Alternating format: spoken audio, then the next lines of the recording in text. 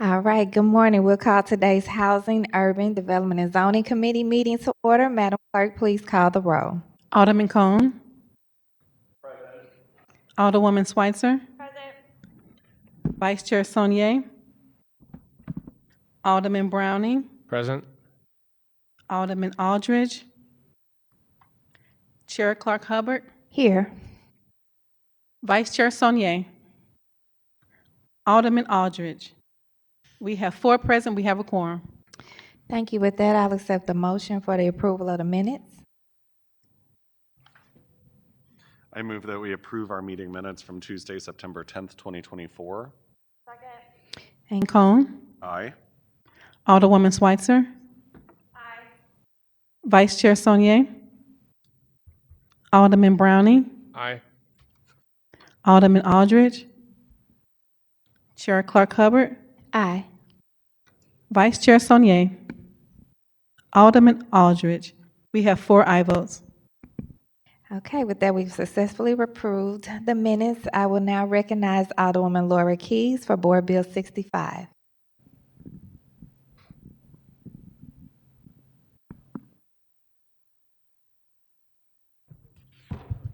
Good morning, Madam Chair and fellow alders.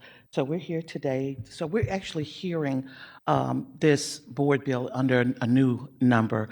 Something happened. It ended up getting dropped off of the map and had to be re-entered, and the process kind of restarted. So you're already probably familiar with this particular board bill as it relates to the Negro League Baseball League and the senior building project. And so with that, I would ask for you to review once again. And Mr. Guyton Harvey is here, as well as Zach Wilson with SLDC.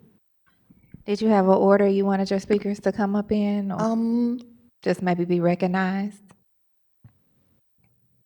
Mr. Harvey, please. Thank you.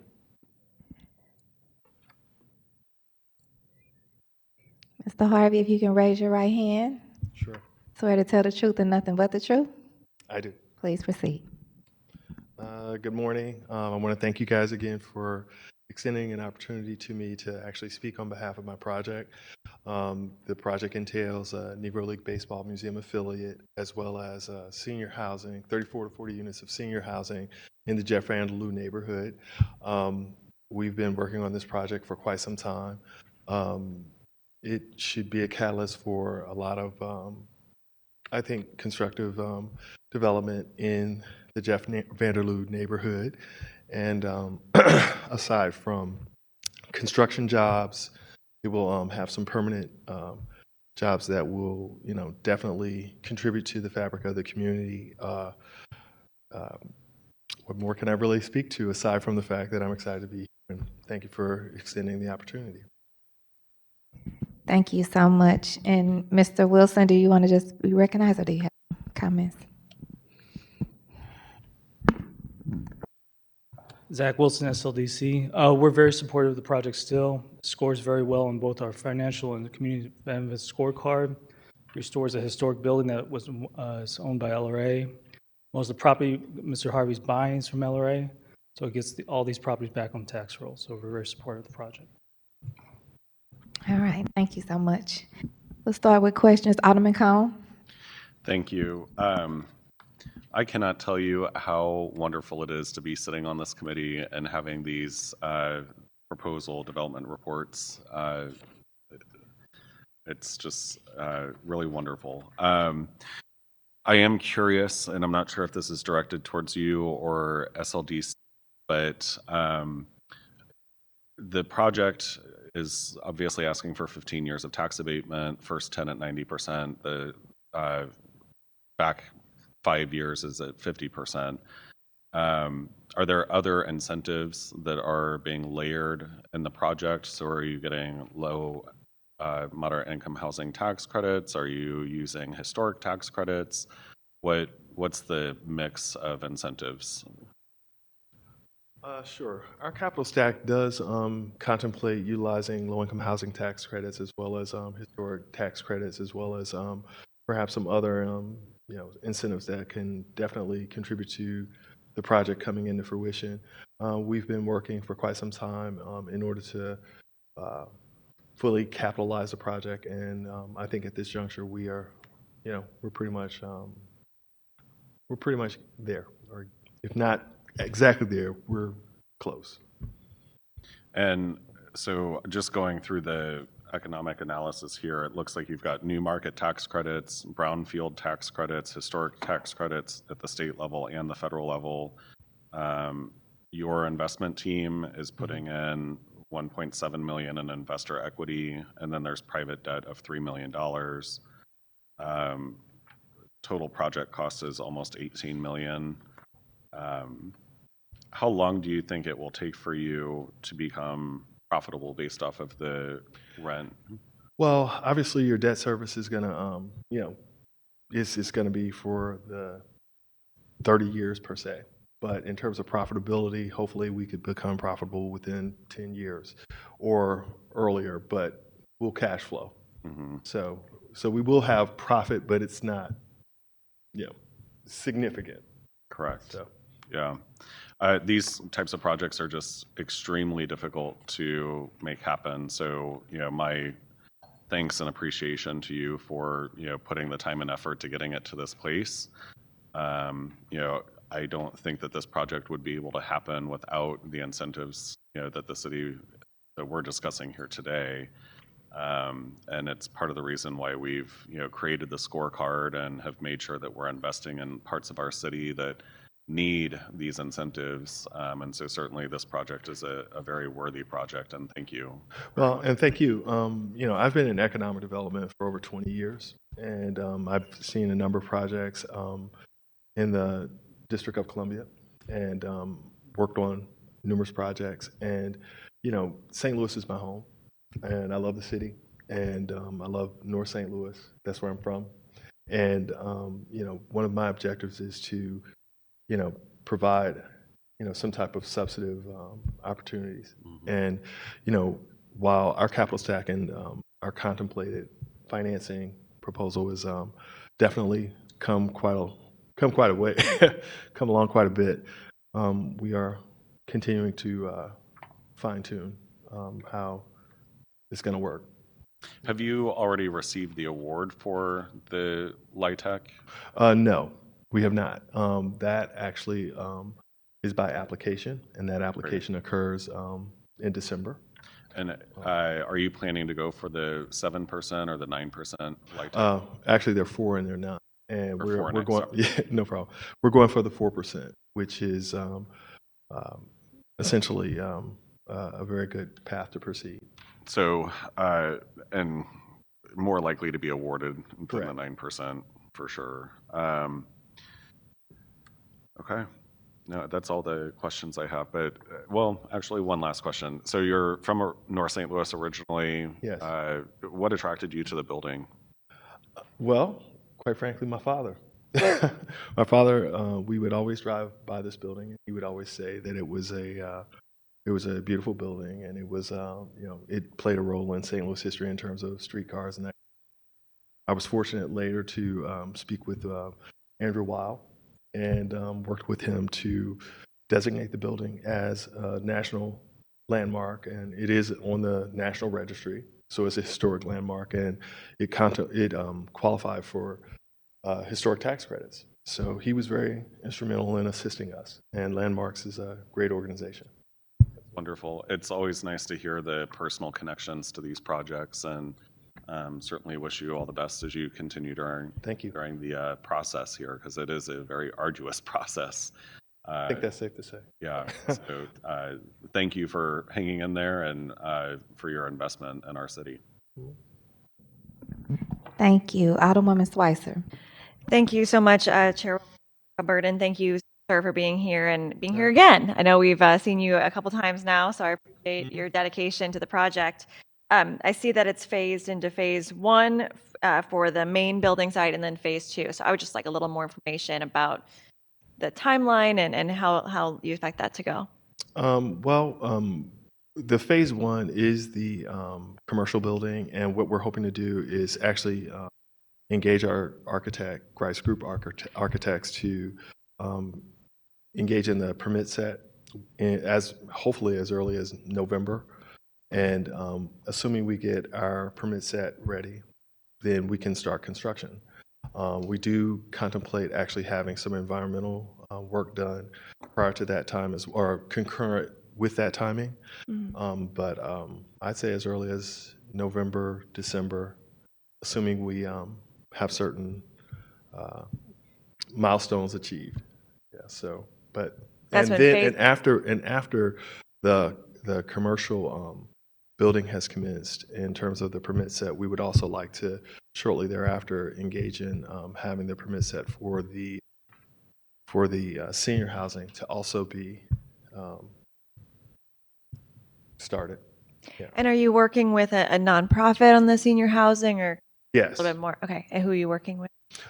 Jeff Randalou Development Corporation. Okay. So the neighborhood group around is very supportive. We have gotten community support. Yes. Okay. And I see here that there was outreach done to the schools, but they have not responded on the proposed development. That might be an SLDC question. That might be. Yeah. Thank you. Yes, we've sent the information to public schools. They have not responded to several of the projects we've presented to them, so. Okay. Well, it's a significant increase in what they're getting in Correct, yes. tax money now. Can you go over a little bit more? I know we talked about there's no money coming in for a lot of this, but you're looking at. I'll let Jake hear from our Okay, financial. that'd be great. Thanks. Good morning. Yes, I believe when we ran this through our model, base taxes are actually zero Right. for these lots. So it's kind of all benefit just off the top. The assessments are pretty low in general, just compared to other commercial lots in the city, even after development due to location. But we're projecting average taxes during the abatement of a little over $16,000. So a little over half of that would go to the school district every year. So we'll say $8,500, $9,000, and then taxes after abatement of just under $70,000. And that reflects both phases, so both the museum as well as the LIHTC unit. Some of the properties are currently occupied around there, and then folks will be relocated. Not in the commercial property, of course, but I do not believe so. I don't. No, it's every property. Okay. In the board bill, it says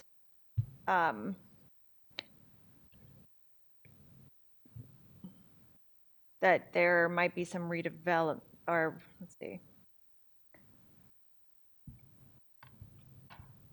Yeah, there's any occupants displaced by the redeveloper shall be given relocation assistance by the developer at its expense. Is that just typical language and not That's actually boilerplate, in case in case? property gets occupied, but since it's all occupied. All of this is LRA, none of it's Yes. privately held. Correct. Okay. Wow. Great. Well, thank you for answering all of my questions, and I really appreciate that. And I do see in here that all of the prevailing wage work will be monitored by the city, and that will be happening in this project and Yes, it will. Okay. All in the MWB compliance department. handles prevailing wage as well. Yes. Okay. Well, thank you so much for your time, and I look forward to supporting this today. Thank you. Alderman Browning. Thank you. I supported this last time around, and I'm happy to support it again. This is a really exciting project, and I'm just thrilled to have this investment kind of come into this neighborhood and make use of former LRA land. It's a win-win-win-win for the city. Just kind of curious, I think my colleagues have asked a lot of the questions I had, but I'm looking at the economic analysis, and I was wondering what RERC median is. Sure. So RERC is a real estate research company, and it's a vendor that provides cap rate information from other real estate transactions across the country. And then there's a regional adjustment for the Midwest and a local adjustment for St. Louis. It's a little bit, I don't want to say irrelevant, but certainly less relevant to this project in particular.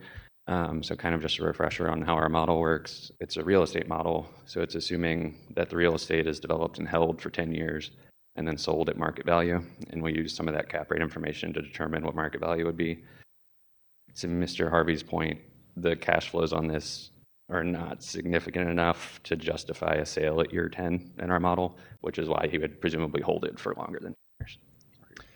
Okay, that's helpful. I just was curious, and that makes lots of sense to me. And yeah, I'm also really thrilled about the MBE, WBE benefit here, and just the focus on the museum is also just wonderful. So look forward to visiting this when it gets built, and best of luck with the project. Thank you. Alderman Aldridge. Thank you, Madam Chair and members of the committee. No question, just more of a comment. I'm really excited about this project. I know this has been in front of this committee, in front of the board before. I know this area very well, right at North Market and Spring, right by the park. And a lot of around where this vacant lot is, it is a lot of already beautiful homes. And this building is kind of an eyesore that I know has been in the neighborhood for a while, as the alderman from the 9th mentioned, or maybe the 1st. Glad that, you know, some of these LRA properties in North St. Louis sit for a very long time. So glad to see this kind of getting off the radar of just being a vacant building. Looking forward to also the museum coming. I think this is going to be a great addition to the northern part of the city of St. Louis once it comes fully on track. I know Kansas City has some similar. So now it's time to let our friends on the KC side know that we got one over here too, and it's going to be just as nice and just as grand. No competition, just, you know, just adding to the history of the Negro League, of our baseball Negro League museum. So let's see. If you want to say something on the mic. Oh, I'm so sorry.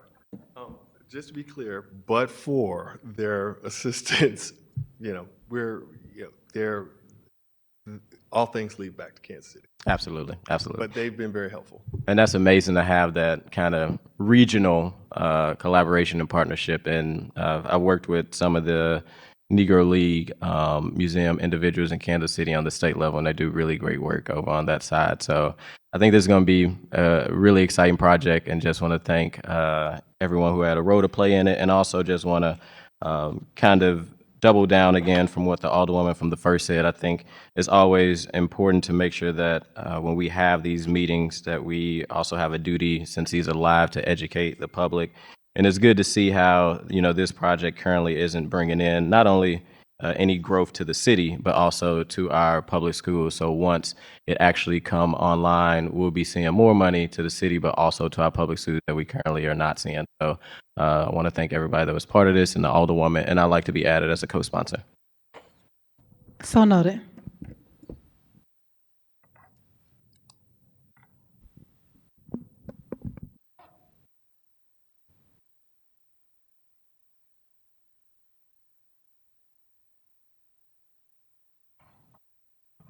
Oh, there it goes. Okay. Vice Chair Sanye, did you have any? I don't have any questions. I just wanted to thank the Alderwoman for her work on the, on the legislation. Also thank SLDC, what you guys put with it. The whole package was very clear, and just kind of share what a lot of my colleagues have, that I'm very excited to see this project happen and to see the development happening. I thought the numbers were clear that you're trying to make an investment into a community, and so I just really appreciate that and commend Alderwoman Keys for her leadership on it.